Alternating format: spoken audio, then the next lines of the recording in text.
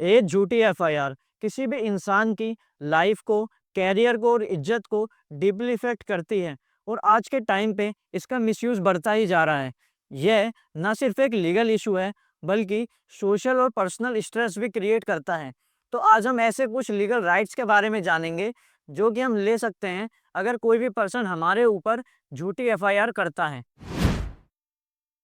तो झूठी एफआईआर की लीगल राइट्स जानने से पहले हमको यह जानना जरूरी है कि कॉग्निजेबल और नॉन कॉग्निजेबल ऑफेंसेस कौन से होते हैं। तो कॉग्निजेबल ऑफेंसेस वो होते हैं जो कि सीरियस नेचर के होते हैं और इसमें आपको पुलिस बिना वारंट के भी अरेस्ट कर सकती है, यानी कि बिना कोर्ट के ऑर्डर के भी अरेस्ट कर सकती है। जैसे कि रेप हो गया, मर्डर हो गया, किडनैपिंग हो गई, डकैती हो गई। और नॉन कॉग्निजेबल ऑफेंसेस वो होते हैं जो कि ज़्यादा सीरियस नेचर के नहीं होते हैं और इसमें पुलिस को वारंट चाहिए होता है आपको अरेस्ट करने के लिए, यानी कि कोर्ट का ऑर्डर चाहिए होता है आपको अरेस्ट करने के लिए। जैसे कि कोई भी छोटे-मोटे ऑफेंसेस हो सकते हैं। तो अगर आपके ऊपर झूठी एफआईआर हुई है कॉग्निजेबल ऑफेंसेस से रिलेटेड, तो पुलिस आपको तुरंत अरेस्ट कर सकती है। लेकिन अगर आपके ऊपर नॉन कॉग्निजेबल ऑफेंस से रिलेटेड झूठी एफआईआर हुई है, तो पुलिस को वारंट चाहिए होता है अरेस्ट करने के लिए।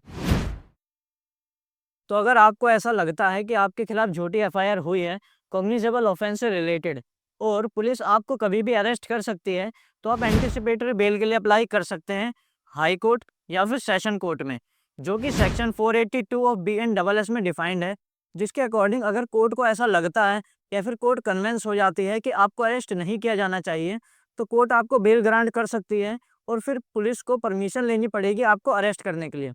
लेकिन कुछ कंडीशंस के साथ। जैसे कि आपको पुलिस को हेल्प करना पड़ेगा इन्वेस्टिगेशन में, या फिर आप इंडिया के बाहर नहीं जा सकते, या फिर आप किसी ऐसे पर्सन को डरा धमका नहीं सकते जो कि इस केस से रिलेटेड कोई फैक्ट्स बताना चाहता हो कोर्ट में, या फिर कोई भी कंडीशन जो कि सेक्शन 480 सबसेक्शन 3 ऑफ BNSS में डिफाइंड है।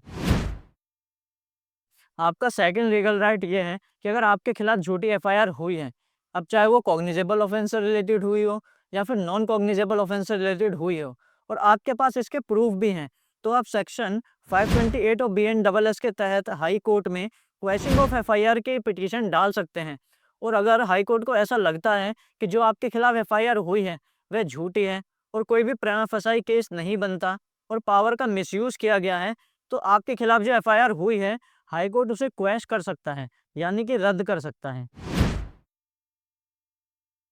हमारा थर्ड लीगल राइट ये है कि अगर कोई भी पर्सन आपके खिलाफ झूठी एफआईआर करवाता है और आपके पास उसके प्रूफ भी हैं, या फिर हाई कोर्ट ने उस एफआईआर को क्वैश कर दिया है, या फिर आप उस केस में एक्विट हो गए हैं, यानी कि बरी हो गए हैं, तो आप उस पर्सन के खिलाफ भी केस कर सकते हैं जिसने वह झूठी एफआईआर आपके खिलाफ करवाई थी। सेक्शन 217 और सेक्शन 248 ऑफ BNS के तहत आप केस कर सकते हैं। सेक्शन 217 ऑफ BNS ये कहता है, अगर कोई पर्सन जानबूझ के कोई गलत इन्फॉर्मेशन किसी पब्लिक सर्वेंट को देता है, तो उस पर्सन को 1 साल तक की सज़ा और साथ ही जुर्माना भी हो सकता है। सेक्शन 248 ऑफ BNS के तहत अगर कोई भी पर्सन किसी दूसरे पर्सन के खिलाफ कोई झूठा क्रिमिनल केस फाइल करता है, तो उस पर्सन को 5 साल तक की सज़ा और साथ ही 2 लाख रुपए जुर्माना हो सकता है। लेकिन अगर उस झूठे क्रिमिनल केस में डेथ की पनिशमेंट या फिर इम्प्रिजनमेंट फॉर लाइफ की पनिशमेंट या फिर 10 साल या 10 साल से ज़्यादा की पनिशमेंट है, तो उस पर्सन को 10 साल तक की सज़ा हो सकती है।